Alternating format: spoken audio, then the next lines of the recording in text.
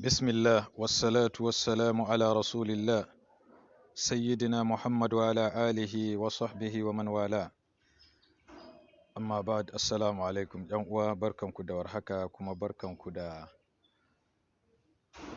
sauraron wannan bidiyo na farko na wannan channel Hausa Income wadda insha Allahu za mu ci gaba da kawo muku darussa masu amfani na ainihin abin da ya shafi samun kuɗaɗe na halal musamman a yanar gizo da ma sauran hanyoyin samu don wayar da kan al'ummarmu da kuma fita daga kunshin talauci insha Allahu gwargwadon abin da Allah ya sanar da mu.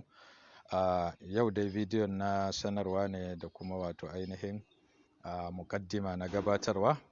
Yan uwa ayi kokari ayi like na wannan channel, ayi subscribe, ayi sharing wadda insha Allah muna biye da kawo muku darussa masu muhimmanci. Wannan dai sakon gabatarwa ne ga kaɗan daga cikin ababen da wannan ainihin channel ya kunsa ko kuma za mu kawo muku a ciki insha Allahu ta'ala.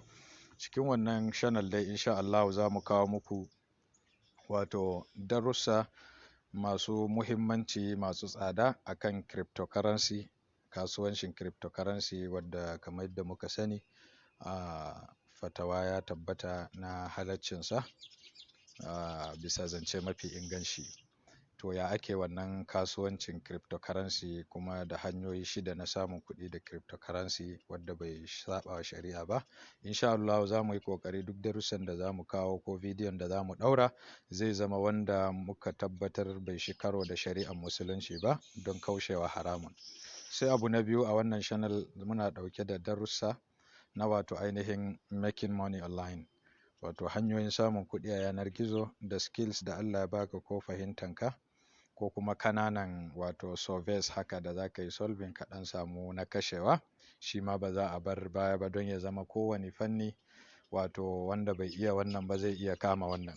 Sannan abu na uku, freelancing, ka kware akan wani skill, programming ne, programming language ka iya ko web design ko menene ka kware, to ga yadda za ka buɗe shafinka a freelancing sites, kana wasu aiki suna biyan ka. Shi ma za mu dinga kawo muku.